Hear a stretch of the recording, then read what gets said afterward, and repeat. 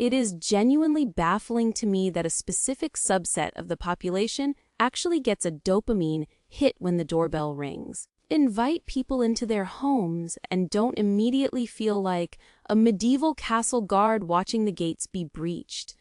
I am not one of those people. If you have found your way here, I suspect you aren't either. So let's have an honest conversation about why some of us would happily drive 20 minutes to a crowded, noisy coffee shop or sit on a concrete bench in a public park rather than having another human being side our personal fortress. Because here is the spoiler, it has nothing to do with hating people. It goes infinitely deeper than that. Here is the reality. Your home is not simply a location where you store your stuff. It is an extension of your physical body. You have spent an agonizing amount of time calibrating this ecosystem. The ambient lighting, the airflow, the specific texture of the throw blanket, exact spot where you leave your keys. There is a flow to your environment that is genetically unique to you. Then you issue an invitation. Suddenly a foreign element enters the biosphere.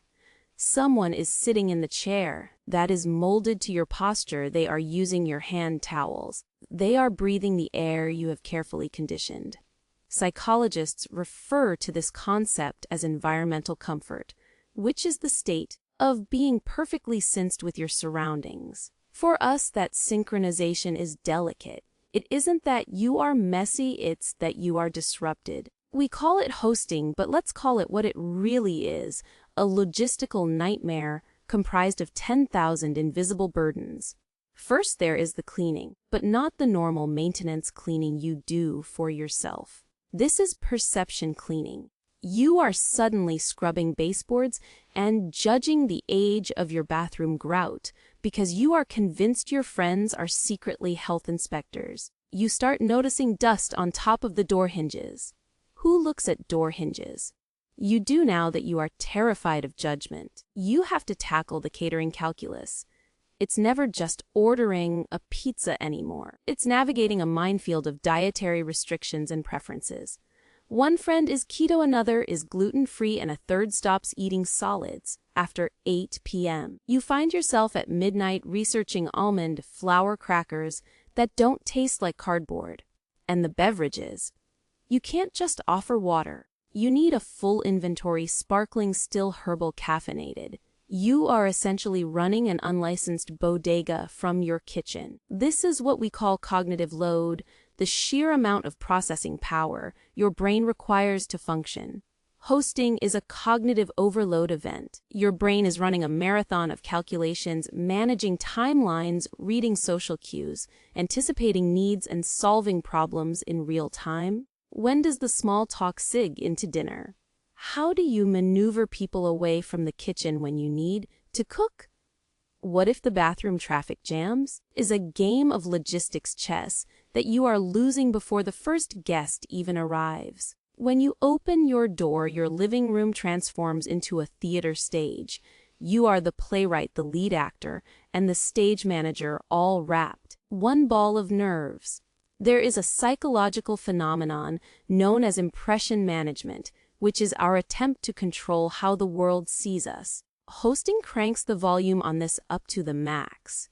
You aren't just managing how you look, you are managing the perception of your entire existence. Object is a signal. Your minimalist decor. They are analyzing it.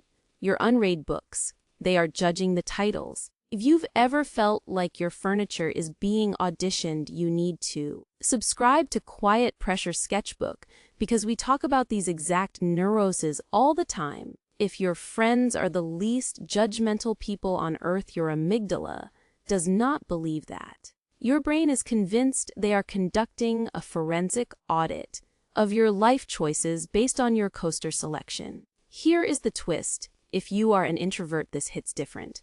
To charge your phone while running a high-performance gaming app, you are hemorrhaging social battery while simultaneously trying to defend your territory. It is multitasking at a biological level. Let's get into the evolutionary psychology of it. Humans are territorial creatures. It is in our DNA.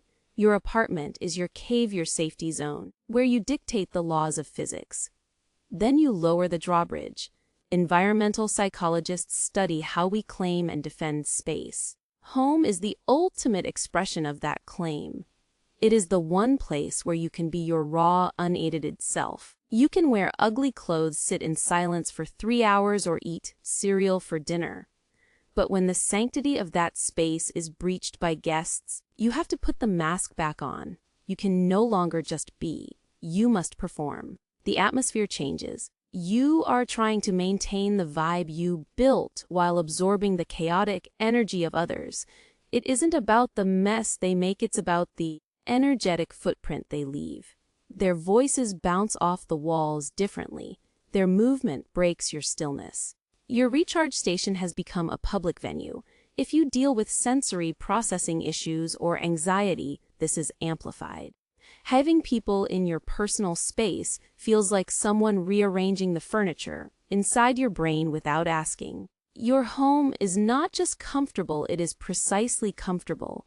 You have engineered an environment that pacifies your nervous system. The lights are dim, the smells are specific, the temperature is regulated. This is environmental mastery, the ability to control a setting to support your mental health. It's not about looking like a magazine cover, it's about functioning. When guests arrive, that mastery evaporates. Someone says it's chilly, so you turn up the heat and now you are sweating. Someone opens a window and lets in the street noise. Acoustic peace is shattered. You aren't worried about dirty dishes, you are grieving the loss of your equilibrium. Hosting is an act of extreme vulnerability.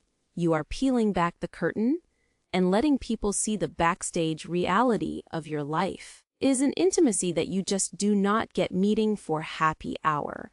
As researcher Brené Brown points out, vulnerability is defined by uncertainty, risk, emotional exposure. Hosting is the trifecta. You are uncertain how your space be received, you risk their secret judgment, and you are exposing your sanctuary. Your home is your internal world turned inside out. It is a heavy thing to share, and we have to blame social media for making this worse. We are inundated with images of effortless entertaining, perfectly arranged charcuterie boards, and candid laughter that definitely wasn't rehearsed. Suddenly, having a friend over for tea feels like it requires a production designer and a lighting crew. This triggers social comparison where we measure our behind the scenes reality against someone else's highlight reel. It is a recipe for misery because you are judging your chaotic reality against a curated fiction. Let's be real, your friends just want to see you. Need a themed cocktail with a garnish you grew in your own garden. But try telling that to your anxiety at 3 a.m. Is the biggest issue with hosting the trap.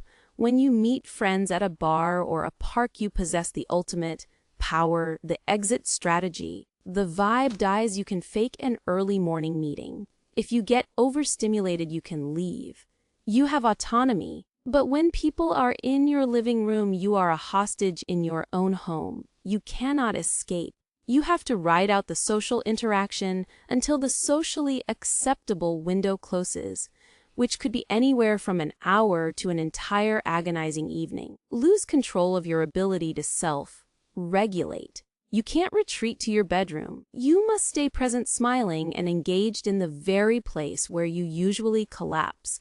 For those of us who prioritize autonomy, this inability to hit the eject button is genuinely distressing. If you hate hosting, please know this. You are not antisocial, you are not broken, and you are certainly not a bad friend. You are simply someone whose peace of mind is inextricably linked to their environment. Inviting disruption into that environment feels like volunteering for stress. And that is a valid feeling. Maybe you are the friend who suggests the hiking trail or the cafe or brings the wine to someone else's dinner party so you can leave when you want. Whatever tactic keeps you sane is the right tactic. Because here is the secret: protecting your sanctuary is not an act of selfishness. It is an act of self-preservation. If you want to understand more about how your brain interacts with your space, make sure you're following Quiet Pressure Sketchbook. In the next video, I'm going to break down why your obsession with organizing isn't about being controlling. It's actually about how you regulate your nervous system